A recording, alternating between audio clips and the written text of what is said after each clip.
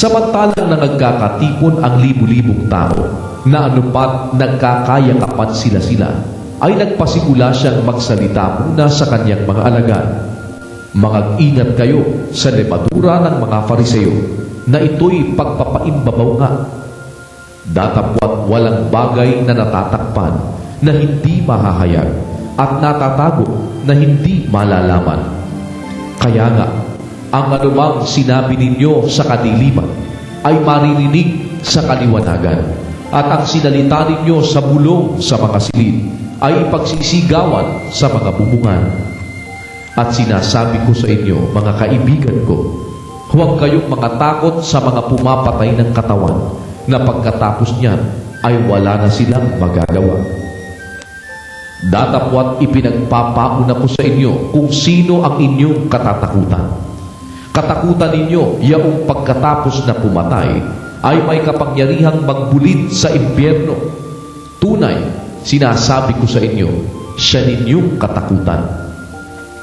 Hindi baga ipinagbibili ang 5 maya sa 2 benes, at isa man sa kanila ay hindi nalilimutan sa paningin ng Diyos? Datapwat maging ang mga buhok ng inyong ulo ay pawang bilang na lahat. Huwag kayong mga takot, kayo'y lalong mahalaga kaysa maraming maya. At sinasabi ko sa inyo, ang bawat kumikilala sa akin sa harap ng mga tao, ay kikilalanin naman siya ng anak ng tao sa harap ng mga anghel ng Diyos. Datapwat ang magkaila sa akin sa harap ng mga tao, ay kakaila sa harap ng mga anghel ng Diyos. Ang bawat magsalita ng salitang laban sa anak ng tao ay patatawarin. Ngunit ang magsalita ng kapusungan laban sa Espiritu Santo ay hindi patatawarin. At pagka kayo'y dadalhin sa harap ng mga sinagoga at sa mga pinuno at sa mga may kapamahalaan, ay huwag kayong mga balisa kung paano o ano ang inyong isasagot o kung ano ang inyong sasabihin. Sapagkat ituturo sa inyo ng Espiritu Santo sa oras din yaon ang inyong dapat sabihin. At sinabi sa kanya ng isa sa karamihan, Guro, iutos mo sa aking kapatid na bahaginan ako ng mana. Datapwat sinabi niya sa kanya, Lalaki, sino ang gumawa sa aking hukom o tagapamahagi sa inyo? At sinabi niya sa kanila, Magmasid kayo at kayo'y mag-ingat sa lahat ng kasakiman, sapagkat ang buhay ng tao ay hindi sa kasaganaan ng mga bagay na tinatangkilik niya. At nagsaysay siya sa kanila ng isang talinhaga na sinasabi, Ang lupa ng isang taong mayaman ay namumunga ng sagana. At iniisip niya sa sarili na sinasabi, Ano ang gagawin ko? Sapagkat wala akong mapaglalagyan ng aking mga inaning bunga. At sinabi niya, Ito ang gagawin ko. Igigiba ko ang aking mga bangan at gagawa ako ng lalong malalaki, at doon ko ilalagay ang lahat ng aking butil at aking mga pag-aari. At sasabihin ko sa aking kaluluwa, Kaluluwa, marami ka ng pag-aaring nakakamalig para sa maraming taon. Magpahingalay ka, kumain ka, uminom ka, matuwa ka. Datapwat sinabi sa kanya ng Diyos, Ikaw na halik, hihingin sa iyo sa gabing ito ang iyong kaluluwa, at ang mga bagay na inihanda mo ay mapapasa kanino kaya? Gayon nga, ang nagpapakayaman sa ganang kanyang sarili at hindi mayaman sa Diyos. At sinabi niya sa kanyang mga alagad, Kaya nga, sinasabi ko sa inyo, huwag kayong mga balisa sa inyong pamumuhay, kung ano ang inyong kakanin, kahit sa inyong katawan, kung ano ang inyong darating. Sapagkat ang buhay ay higit kaysa pagkain, at ang katawan kaysa damit. Wariin ninyo ang mga uwak na hindi sila nangaghahasik, ni nagsisigapas man, na walang bangan ni kamalig man, at sila'y pinakakain ng Diyos. Gaano ang kahigtan ng kahalagahan ninyo kaysa mga ibon? At sino sa inyo ang sa pagkabalisa ay makapagdaragdag ng isang siko sa sukat ng... Kung hindi nga ninyo magawa kahit ang lalong maliit, bakit nangababalisa kayo tungkol sa mga ibang bagay? Wariin ninyo ang mga liryo, kung paano silang nagsisilaki, hindi nagpapagal o nagsusulid man. Gayon may sinasabi ko sa inyo, kahit si Salomon man sa buong kaluwalhatian niya ay hindi nakapaggaya na gaya ng isa sa mga ito. Ngunit kung pinararamtan ng Diyos ng ganito ang damo sa parang na ngayon ay buhay at sa kinabukasan ay iginagatong sa kalan, gaano pa kaya kayo na di niya pararamtan? O kayong mga kakaunti ang pananampalataya? At huwag ninyong pagsikapan kung ano ang inyong kakanin at kung ano ang inyong iinumin, o huwag man kayo'y mapag-alinglangang pag-iisip. Sapagkat ang lahat ng mga bagay na ito ay siyang pinaghahanap ng mga bansa sa sanglibutan. Datapwat talastas ng inyong Ama na inyong kinakailangan ang mga bagay na ito. Gayon may hanapin ninyo ang kanyang kaharian at idaragdag sa inyo ang mga bagay na ito. Huwag kayong mga takot, munting kawan, sapagkat nakalulugod na mainam sa inyong Ama ang sa inyo'y ibigay ang kaharian. Ipagbili ninyo ang inyong mga tinatangkilik at kayo'y mga glimos. Magsigawa kayo sa ganang inyo ng mga supot na hindi nangaluluma, isang kayamanan sa langit na hindi nagkukulang, na dooy hindi lumalapit ang magnanakaw o naniniraman ang tanga.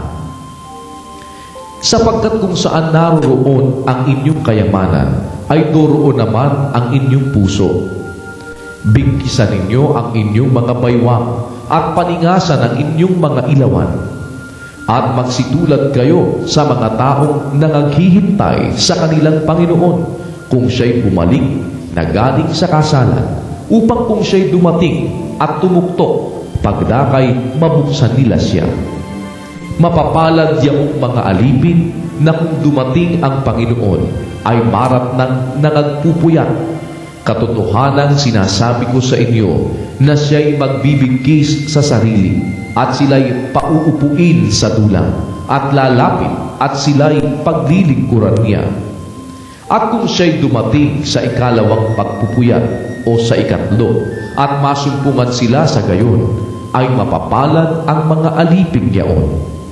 Datapwat talastasin ninyo ito na kung nalalaman lamang ng puno ng sambahayan kung anong oras darating ang magnanakaw, siya'y magpupuya at hindi pababayaang sirain ang kanyang bahay. Kayo rin naman ay magagsihanda, sapagkat sa oras na hindi ninyo iniisip, ang anak ng tao ay darating. At sinabi ni Pedro, Panginoon, sinasabi mo baga ang talinghagang ito sa amin o sa lahat naman? At sinabi ng Panginoon, sino nga baga ang katiwalang tapat at matalino na pagkakatiwalaan ng kanyang Panginoon ng kanyang sambahayan upang sila'y bigyan ng kanilang bahagi na pagkain sa kapanahunan? Mapalad ang aliping yaon na kung dumating ang kanyang Panginoon ay marat ng gayon ang ginagawa niya. Katotohanang sinasabi ko sa inyo na sa kanya'y ipagkakatiwala ang lahat niyang pag-aari. Datapwat kung sabihin ng aliping yaon sa kanyang puso, maluluwatan ang pagdating ng aking Panginoon, at magpasigulang bugbugin ang mga aliping lalaki at mga aliping babae, at kumain at uminom at maglasing. Ang Panginoon ng aliping yaon ay darating sa araw na di niya hinihintay at sa oras na hindi niya nalalaman, at siya'y babaakin at isasama ang kanyang bahagi sa mga di tapat. At yaong aliping nakaalam ng kalooban ng kanyang Panginoon at hindi naghanda at hindi gumawa ng alinsunod sa kanyang kalooban, ay papaluin ng marami. Datapwat ang hindi nakaalam at gumawa ng mga bagay na karapat-dapat sa mga palo, ay papaluin ng kaunti. At sa sino mang binigyan ng marami, ay marami ang hihingin sa kanya. At sa sino mang pinagkatiwalaan ng marami, ay lalo ng marami ang hihingin sa kanya. Ako'y naparito upang maglagay ng apoy sa lupa. At ano pa ang iibigin ko kung magningas na? Datapwat ako'y may isang bautismo upang ibautismo sa akin. At gaano ang aking kagipitan hanggang sa ito'y maganap? Inaakala ba ganinyo na ako'y naparito upang magbigay ng kapayapaan sa lupa?